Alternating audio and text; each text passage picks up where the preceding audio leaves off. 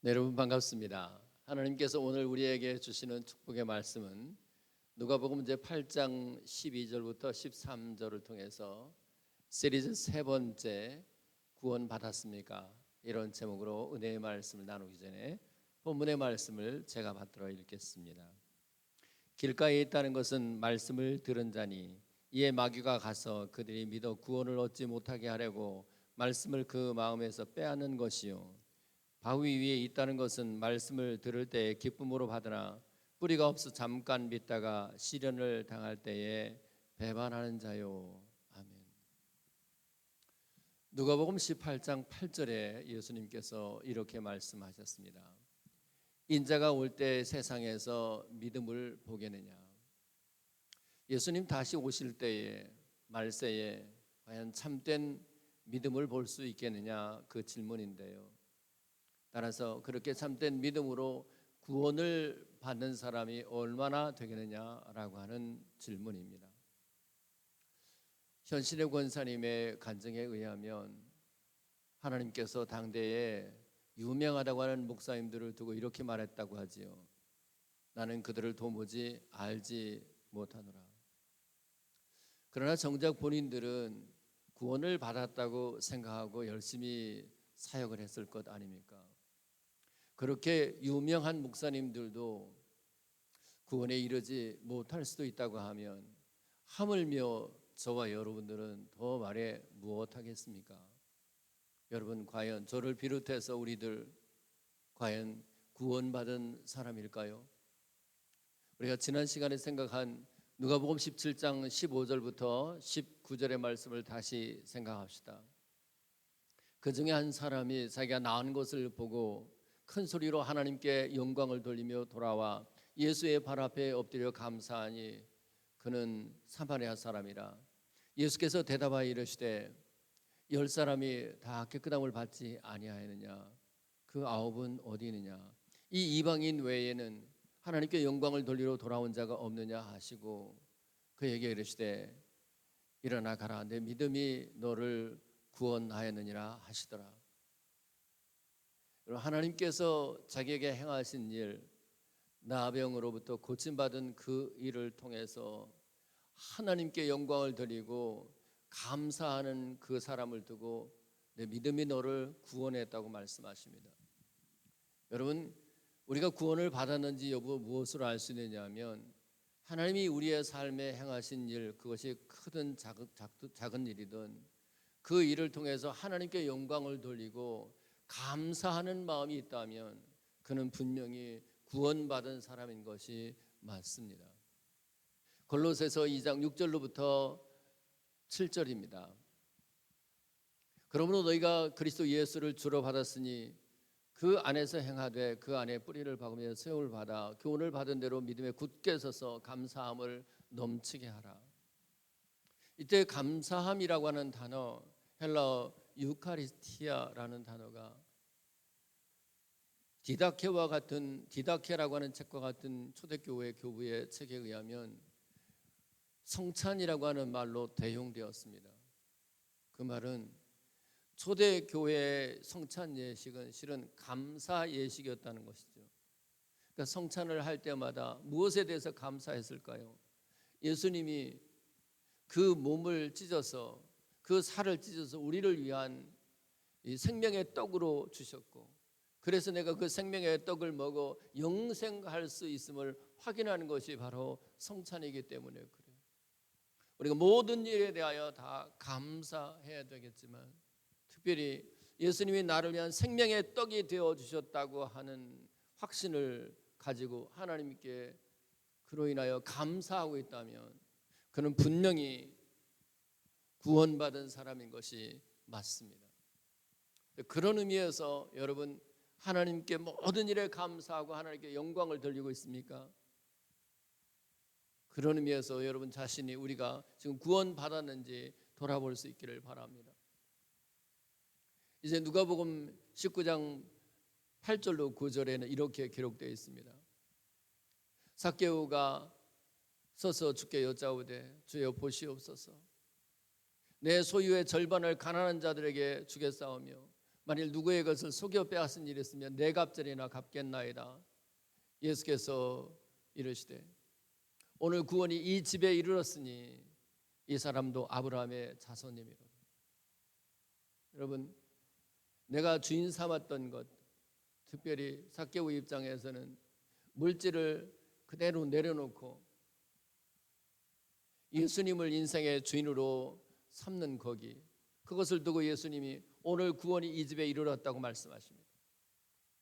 여러분, 지금 여러분이 주인 삼았던, 이전에 주인 삼았던 모든 것을 다 내려놓고 예수님 한 분을 내 마음과 인생의 왕으로 모셔드리고 그분 홀로 내 마음에서 독재하시기를 원하는 마음이 여러분에게 있다면 여러분은 구원받은 것이 맞습니다. 그런 의미에서 묻고 싶습니다. 여러분은 구원 받으셨습니까? 이제 오늘 본문으로 돌아가 생각해 보십시다. 본문에 나타난 구원의 의미가 무엇인지 생각해 보기를 원합니다. 오늘 본문 12절에 이렇게 기록되어 있습니다.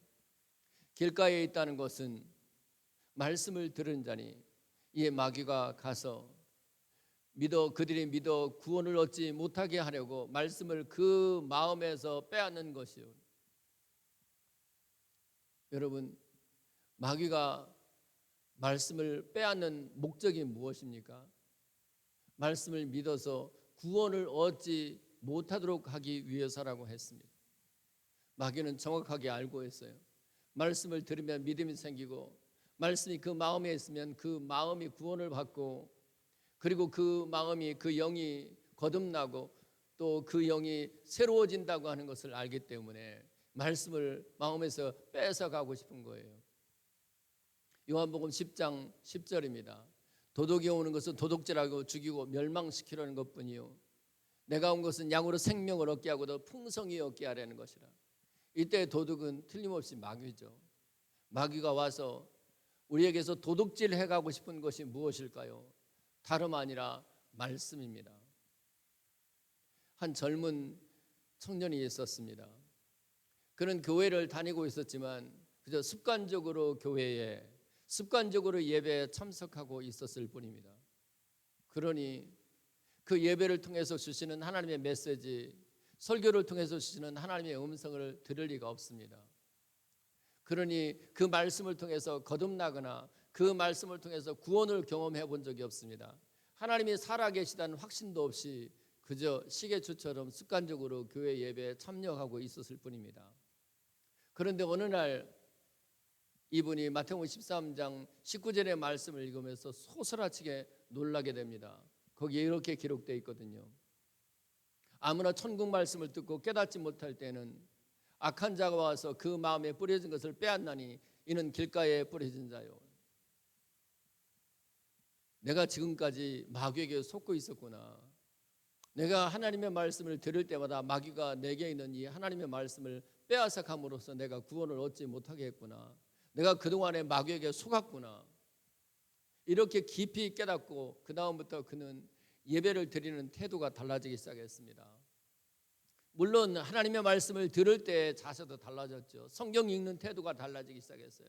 그때부터 하나님의 말씀이 자기 귀에 들려오기 시작하게 되고 그리고 그 말씀으로 거듭나게 되고 그 말씀으로 구원을 경험하게 됩니다. 그리고 훗날에 그가 철로 역정이라고 하는 책을 쓰는데 바로 존 번연에 대한 이야기입니다. 그렇습니다.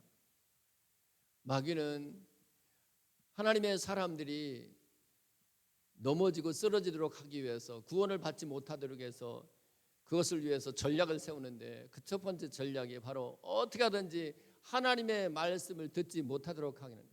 그래서 예배 자리를 할 수만 있으면 피하도록 만듭니다. 예배를 참여하지 못하도록 만들어요. 설령 이렇게 예배 자리에 왔다고 할지라도 설교 시간에 자꾸 딴 생각을 품게 만듭니다. 그리고 반감을 가지게 만들어요. 그리고 속으로 생각하지요. 너나 잘하십시오. 그리고 그렇게 해서 하나님의 말씀이 마음속에 새겨지지 못하도록 하는 거예요. 그렇게 해야 구원을 받지 못한다는 것을 마귀는 정확하게 간파하고 있는 것입니다. 여러분 잊지 마십시오. 우리가 정말 구원받은 사람이라면 그는 반드시 하나님의 말씀을 꿀송이처럼 사모하는 마음이 있어요. 목마른 사슴이 시냇물을 찾기에 갈급한 것처럼 하나님의 말씀을 갈구하는 마음이 있다 그 말입니다. 시편 1편 1절과 2절입니다. 복 있는 사람은 악인들의 꾀를 따르지 아니하며 죄인들의 길에 서지 아니하며 오만한 자의 자리에 앉지 아니하고 오직 여호와의 율법을 즐거워하며 그의 율법을 주야로 묵상하는 자로다. 여기서 행복한 사람, 복 있는 사람이고 구원받는 사람이라고 한다면 구원받은 사람들은 우리 하나님의 말씀을 즐거워합니다. 그리고 그 하나님의 말씀을 주야로 묵상하는 사람들이에요. 그렇게 주야로 하나님의 말씀을 묵상하니까 그 마음속에 하나님의 말씀이 새겨질 수밖에 없지 않겠어요? 히브리서 8장 10절입니다. 그날 후에 내가 이스라엘 집과 맺을 언약은 이것이니 내 법을 그들의 생각에 두고 그들의 마음에 이것을 기록하리라. 나는 그들에게 하나님이 되고 그들은 내 백성이 되리라. 하나님이 자기 백성들과 맺게 될 새로운 언약이 뭐냐면 이제 하나님의 말씀을 그들의 생각에 둔다는 거예요. 하나님의 말씀, 하나님의 법을 그들의 마음에 기록한다고 합니다. 고린도후서 3장 3절입니다. 너희는 우리로 말미암아 나타난 그리스도의 편지니 이는 먹으로 쓴 것이 아니요 오직 살아계신 하나님의 영으로 쓴 것이며 또 돌판에 쓴 것이 아니요 오직 육의 마음판에 쓴 것이라. 여러분 성령님을 통해서 하나님의 말씀이 우리의 마음판에 새겨지게 되잖아요. 그러면 그때부터는 말씀이 생각이 됩니다. 말씀이 곧 마음이 되고 말씀이 곧 언어가 되고 말씀이 곧 삶으로 나타나요. 그런 사람들을 두고 그리스도의 편지라고 한다면 그리스도의 편지로 살아가는 사람들, 그 사람의 말을 들으면 마치 예수님의 편지를 읽는 것 같은 사람들, 그런 사람들은 틀림없이 구원받은 사람들 아니고 무엇이겠습니까? 여러분, 저는 저와 여러분들이 그저 말씀을 한 귀로 듣고 한 귀로 흘리는 것이 아니고 하나님의 말씀을 여러분의 마음에 두고 살 수 있기를 바랍니다. 왜냐하면 그것이야말로 구원받은 사람의 절대적 증거고 간증이기 때문에 그렇습니다. 요한복음 15장 7절입니다. 너희가 내 안에 있고 내 말이 너희 안에 있으면 너희가 무엇이든지 원하는 대로 구하라 그리하면 이루리라. 여러분 15장 5절에 보면 그가 내 안에 내가 그 안에, 예수님이 우리 안에 거하는 것으로 표현되어 있는데 15장 7절에 보면 내 말이 너희 안에 있으면 이라고 말을 표현을 바꿔요. 그러니까 주님의 말씀이 우리 안에 있는 것과 예수님이 우리 안에 있는 것을 동일시하는 것이죠. 그런데 말씀이 우리 안에 있게 되면 그때 우리가 무슨 기도든지 하나님이 다 들어주신다라고 하는 거 아닙니까? 여러분이 정말 구원받은 사람인 것을 무엇으로 알 수 있다고요? 말씀을, 성경을 사랑해요. 그리고 말씀 듣는 것을 사모해요. 그리고 그 말씀을 마음속에 두고 살아가요. 지금 이 메시지를 듣고 있는 분 중에 그런 분이 있다면 여러분은 스스로 구원받은 것에 대해서 의심하지 않아도 돼요. 여러분은 구원받은 사람 맞습니다. 이제 본문 13절은 이렇게 기록되어 있습니다. 바위 위에 있다고 하는 것은 말씀을 들을 때 기쁨으로 받으나 뿌리가 없어 잠깐 믿다가 시련을 당할 때에 배반하는 자요. 여기서 배반한다고 하는 말이 무슨 뜻일까요?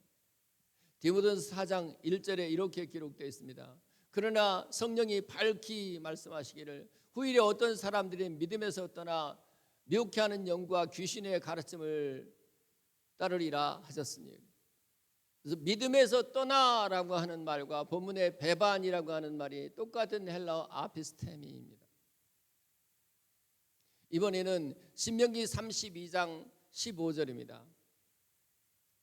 네가 살찌고 비대하고 윤택하며 자기를 지으신 하나님을 버리고 자기를 구원하신 반석을 없인 여겼도다.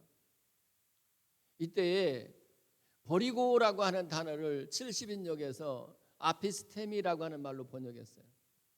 따라서 이 배반한다고 하는 말은 믿음에서 떠나는 것이고 그리고 하나님을 버리는 것이에요. 자, 그렇게 하나님을 버리고 믿음에서 떠나서 배반하는 이 사람들에게 구원이 가능할까요? 분명히 앞에서 잠깐 믿었다고 그랬거든요. 근데 잠깐 믿다가 시련을 당할 때 배반했어요. 그 앞에 있는 그 믿음으로 과연 그가 온전히 구원에 도달할 수 있었을까요? 자, 문제는 이 사람이 이렇게 배반하게 되는 일이 왜 생겼는가? 그건 바로 시련을 당했기 때문이에요. 야고보서 1장 12절입니다. 시험을 참는 자는 복이 있나니 이는 시련을 견뎌낸 자가 주께서 자기를 사랑하는 자에게 약속하신 생명의 면류관을 얻을 것이기 때문이라. 여기 시험이라고 하는 단어하고 본문에 시련을 당하다라고 하는 말이 똑같은 페라스모스예요. 따라서 본문을 이렇게 바꿔 번역할 수 있습니다. 시험을 당할 때 배반한 자요. 여러분, 시험 없는 인생이 어디 있어요? 시험 없는 신앙생활은 어디 있어요? 그럼 구원받은 사람이라도 반드시 이 모양 저 모양의 시험이 있게 마련이에요. 아브라함이 그랬고 이삭이 그랬고 야곱이 그랬고 모세가 그랬고 요셉이 그랬고 다윗이 그랬어요. 구원받은 사람들에게도 그것이 경제적인 문제이든 자녀의 문제이든 어떤 종류의 문제이든 시험이 있게 마련이에요. 근데 그 시험을 당할 때에 견뎌내지 못하고 그것 때문에 오히려 믿음에서 떠나고 주님을 등지고 배반하게 된다면 그런 사람들에게 과연 구원이 가능하겠느냐 말입니다. 이 야고보서 1장 12절을 다시 생각해 봅시다. 시험을 참는 자는 복이 있나니 이는 시련을 견디는 자가 주께서 자기를 사랑하는 자들에게 약속하신 생명의 면류관을 얻을 것이기 때문이라. 여기 이 시련을 견디어내다라고 하는 말에 주목할 필요가 있어요. 로마서 16장 10절입니다. 그리스도 안에서 인정함을 받은 아벨레에게 문안하라. 놀랍게도 여기 인정함을 받다라고 하는 단어하고 견디어내다라고 하는 단어가 똑같은 헬라어 도키보스입니다. 그러니까 구원받은 사람들은 여러 가지 시험이 올 때도 그 시험을 견디어냄으로써 내가 자기가 구원받은 사람인 것을 하나님과 사람들 앞에 천사들 앞에 인정을 받는단 말입니다.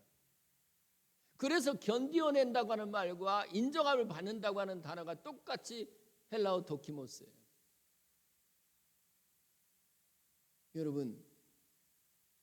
여러분들이 정말 구원받았습니까? 그렇다면 여러 가지 모양으로 시험이 찾아올 때 그 시험을 견뎌내시는 은혜가 있기를 예수 그리스도의 이름으로 축복합니다. 야고보서 1장 2절에 이렇게 기록되어 있습니다. 내 형제들아 너희가 여러 가지 시험을 당하거든 온전히 기쁘게 여기라. 그냥 기쁘게 여길 정도가 아니라 온전히 기쁘게 여기라는 거예요. 하박국 3장 16절, 17절, 18절 읽을 때마다 참 감동이고 과연 내가 이 정도 되었을 때에도 이런 고백을 할 수 있을까 싶은 구절인데요. 거기 이렇게 기록되어 있잖아요. 내가 들었으므로 내 창자가 흔들렸고 그 목소리를 말미암아 내 입술이 떨렸도다. 무리가 우리를 치러 올라오는 환난의 날을 내가 기다림으로 썩이는 것이 내 뼈에 들어왔으며 내 몸은 내 처소에서 떨리는도다. 비록 무화과 나무가 무성치 못하며 포도나무에 열매가 없으며 감람나무에 소출이 없으며 밭에 먹을 것이 없으며 우리의 양이 없으며 외양간에 송아지가 없을지라도 나는 여호와로 말미암아 즐거워하며 나의 구원의 하나님으로 말미암아 기뻐하리로다. 여러분, 먹을 것이 하나도 없는데 그리고 원수들이 지금 나를 치러 올라와서 이제 썩이는 것이 내 몸에 들어오는 것 같은데, 그런 상황, 시험이라고 한다면 이런 엄청난 시험 가운데에서도 기뻐하고 있다고 한다면 그런 하박국이야말로 참으로 구원받은 사람 아니겠습니까? 여러분들이 구원받았는지 안 받았는지 무엇으로 할 수 있다고요? 시험을 견뎌낼 뿐만 아니라 시험 중에서도 오히려 즐거워하고 기뻐할 수 있다면 여러분 확실히 구원받은 사람 맞아요. 자, 그러면 왜 시험을 당할 때, 시련을 당할 때 배반하고 믿음을 떠나고 하나님을 버리게 될까요? 그건 이 뿌리가 깊지를 못하기 때문이에요. 그럼 왜 뿌리를 내리지 못하게 될까요? 바위 위에 떨어져서, 즉 이 마음에 돌덩어리 같은, 바위덩어리 같은 응어리가, 상처가 있기 때문에 그래요. 이걸 심리학에서는 소위 성인 아이라고 표현을 해요. 나이는 많이 들었고 몸은 이렇게 컸는데 상처받은 어린아이가 그 속에 웅크리고 있어요. 되게 이렇게 이 상처받은 것은 어린아이 유년시에 부모로부터 받았던, 내 주변에 아이들한테 왕따를 당했던 간에 도대체 유년 어린 아이 때 받았던 상처가 무의식 속에 이렇게 깔려 있는 것이라고 할 수 있어요. 그런 사람들은 이렇게 몸은 이렇게 컸는데도 그 안에 성인 아이가 있어 작은 일에도 예민하게 반응을 하고 신경질 부리고 그리고 화를 내고 시험에 쉽게 들어요. 이 내적 치유가 일어나지 않았기 때문에 그래요. 그러면 어떻게 하면 이 내 안에 있는 이 돌덩어리 같은, 바위덩어리 같은 이것을 다 없애버리고 이 뿌리 깊은 신앙으로 신앙생활을 할 수 있을까? 그것은 사랑으로만 가능해요. 그래서 에베소 3장 17절에 이렇게 기록되어 있습니다. 믿음으로 말미암아 그리스도께서 너희 마음에 계시게 하셨고 사랑 가운데 뿌리를 박으며 터가 굳어져서, 우리 마음이 하나님의 사랑으로 충만하게 되면 믿음의 뿌리가 깊이 내려지게 돼요. 근데 하나님의 사랑을 내가 받고 그 사랑으로 내가 용서를 받게 되면 내 안에 상처가 치유가 되는데, 하나님의 용서와 사랑을 받았음에도 불구하고 여전히 내 안에 응어리, 돌덩어리 같은 상처가 낫지도 못하고 이게 해소가 되지 않는 이유는 무엇일까요? 10,000달란트 탕감을 받은 사람이 길을 가다가 이제 겨우 100데나리온 빚진 자기 친구를 멱살을 잡고 옥에 가뒀다고 하잖아요. 내가 하나님께 용서받은 것은 용서받은 것이고 네가 나에게 상처 준 것은 내가 용서할 수 없어.